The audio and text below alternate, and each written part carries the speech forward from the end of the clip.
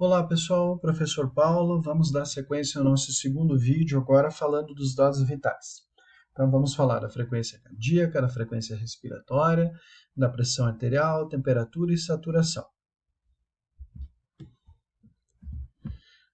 Primeira coisa que a gente precisa saber quando vai aferir a frequência cardíaca ou a frequência do pulso do paciente, que elas são coisas separadas, são coisas distintas. A frequência cardíaca é quando a gente mede o número de batimentos cardíacos por meio da ausculta ou por meio do monitor eletrocardiográfico, aí nós temos a frequência cardíaca, que no caso ali você está auscultando o tórax daquela criança. A frequência de pulso é quando a gente mede a quantidade, o número de pulsações que a gente percebe quando palpa uma artéria. Então você está aferindo ali o pulso carotídeo do paciente, está vendo a frequência de pulso. E eles não são necessariamente iguais na mesma pessoa. Existem cenários, por exemplo, arritmias do tipo fibrilação atrial, extrasístoles ventriculares frequentes, em que a frequência cardíaca é maior que a frequência de pulso no mesmo paciente, inclusive quando você mede eles simultaneamente, tá? O que é importante é lembrar que quando você vai fazer essa aferição, você utilizar 60 segundos, 1 minuto.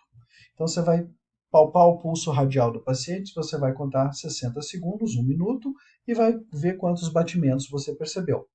Não encurtem isso, não façam medidas em 30 segundos e multipliquem por 2, ou em 15 multiplica por 4, porque se houverem batimentos anormais, irregularidades de pulso, você pode errar. Geralmente vai errar pelo dobro ou 4 vezes nesses cenários, ok?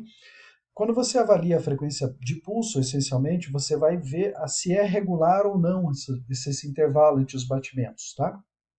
Se você percebe que eles estão em intervalos iguais ou se estão em intervalos irregulares. Então, o pulso pode ser regular ou irregular. Da mesma forma que a frequência cardíaca, mas isso a gente vai aprender um pouquinho mais para frente na ausculta cardíaca, tá? Aferindo o pulso ainda, nós vamos ver a amplitude, se vai ter um pulso cheio ou um pulso filiforme, no caso de um paciente em choque, por exemplo. Qual que é o normal, tanto para a frequência cardíaca e para a frequência de pulso?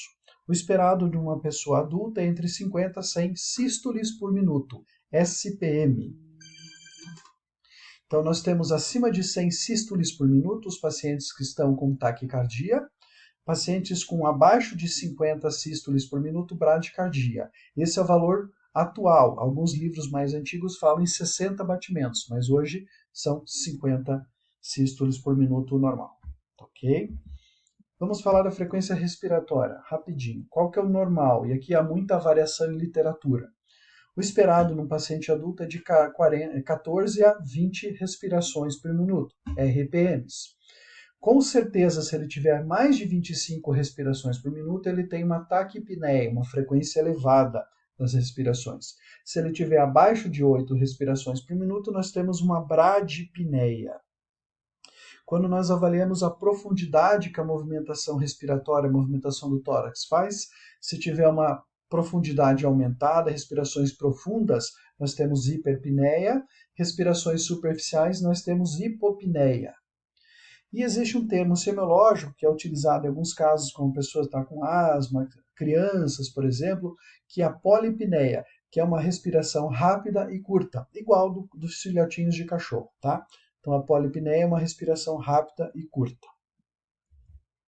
Vamos falar da temperatura agora.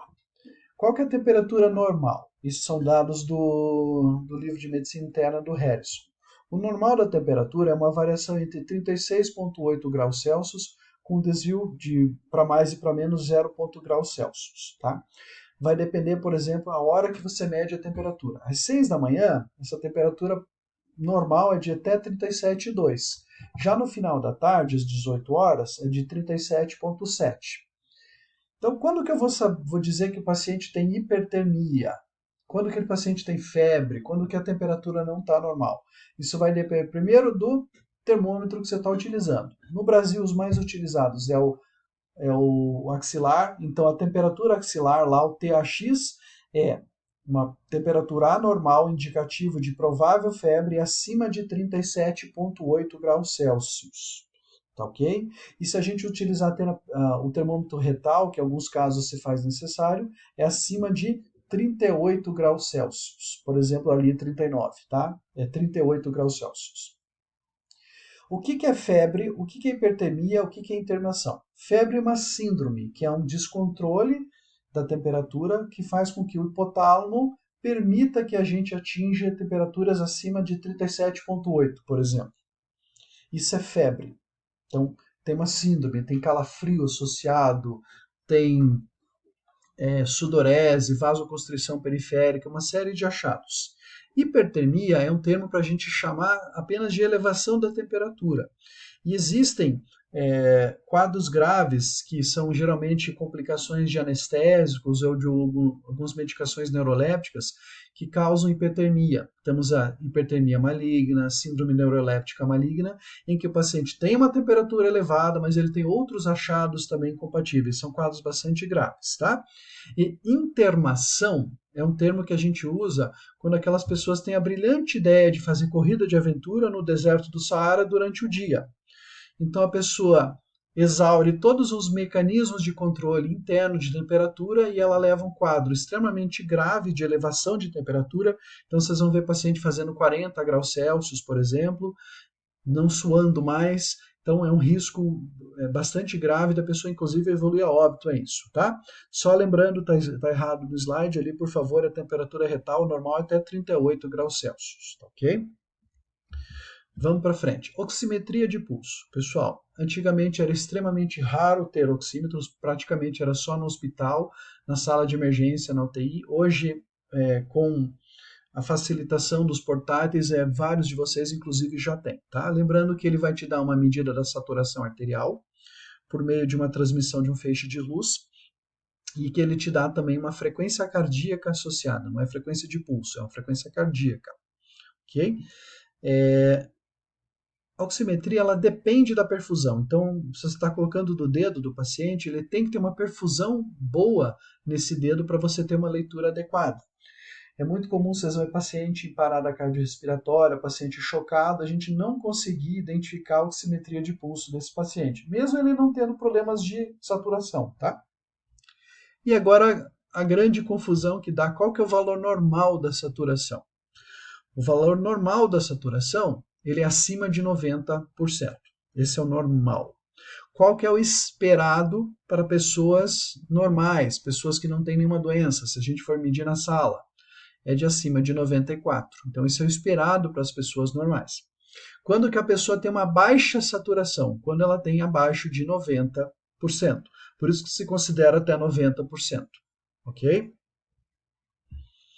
Pessoal, então agora a gente vai falar da pressão arterial. Acorda, presta atenção, que é o tema mais importante de hoje, tá? O que a gente tem que saber de pressão arterial? Primeiro, existem diretrizes para isso. É tão importante esse tema que foram ter diretrizes internacionais e a diretriz brasileira de pressão arterial, de hipertensão arterial, no caso, tá? O que a gente tem que já saber desde o comecinho, quando vocês ainda nem aprenderam a tratar a hipertensão arterial, vocês vão se preocupar agora a aprender a ferir a pressão arterial.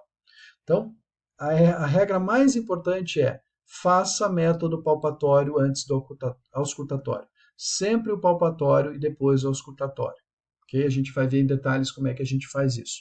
Estudante da MEDPUC sempre faz palpatório antes do auscultatório. Tem que ter material adequado, então você geralmente vai ter dificuldade com braçadeiras que tem que ser o tamanho adequado para o paciente. A gente vai ver mais para frente como é que você escolhe a braçadeira. Condições clínicas adequadas. O que quer dizer isso? Paciente com a bexiga cheia, o paciente fez uso de um cigarro, tomou café, o paciente fez atividade física, não é o paciente que você vai ferir a pressão nesse momento, porque ela vai dar valores aumentados. Então, existem cenários, condições clínicas que a gente precisa evitar de causar um erro de diagnóstico, achando que o paciente é hipertenso quando ele não é.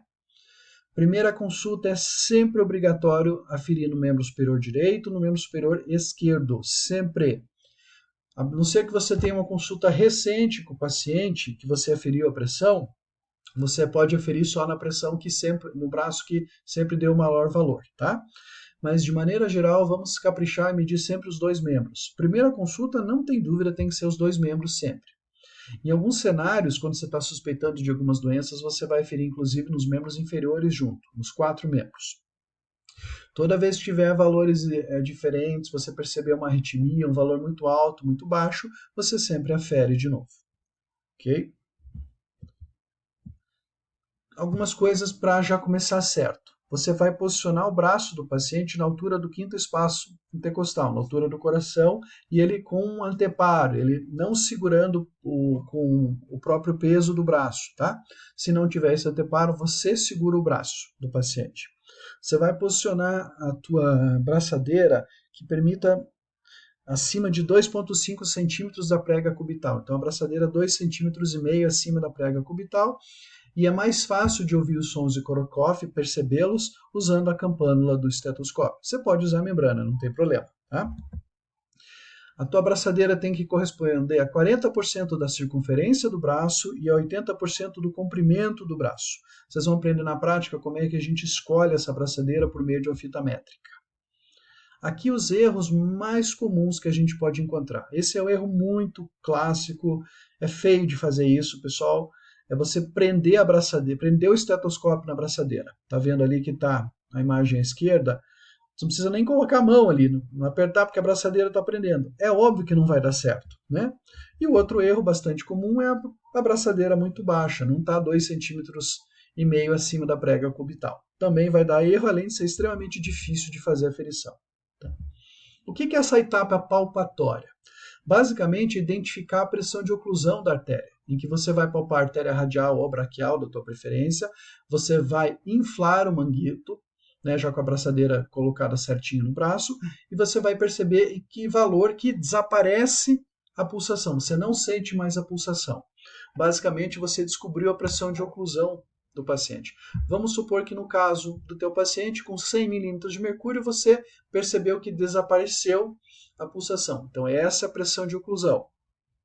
Daí nós vamos para a etapa auscultatória, em que você vai posicionar o estetoscópio em cima da artéria, por exemplo, em cima da artéria braquial, e vai inflar de 20 a 30 milímetros acima da pressão de oclusão, no nosso caso entre 120 e 130, e vai soltar lentamente até você ouvir os sons de Korokov. Nessa fase, galera, você não vai ouvir o som. Você só vai ouvir o som quando você estiver entre a fase 1 e a fase 5 de sons de Korokov. Então é normal você colocar e não vai ouvir nada. Não espere já com a braçadeira inflada você ouvir os sons. Você vai devagarzinho soltando 2 a 3 milímetros por segundo até você ouvir o primeiro som, que é o primeiro som de Korokov, que vai marcar a pressão arterial sistólica, e o último som, que é o desaparecimento do som, é a ausência de som, que é a pressão arterial diastólica, fase 5. Então, essas são as fases de Korokov. Então, o primeiro som é aquele que você ouve, o primeiro som, beleza? A segunda e a terceira fase são mais raras de ouvir, mas a segunda fase é característica com um aparecimento de um som soproso. A terceira fase é quando esse som soproso desaparece.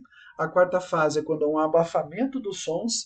E a quinta fase, quando desaparece. Lembrando que na maioria dos pacientes, a pressão arterial sistólica é dada pela fase 1 e a pressão arterial diastólica pela fase 5. Como é que a gente registra no prontuário do paciente?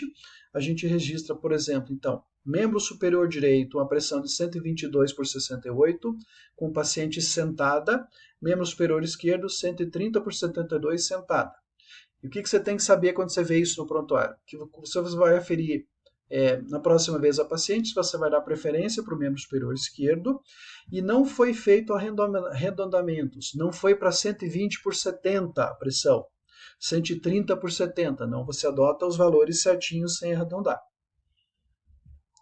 Beleza, pessoal?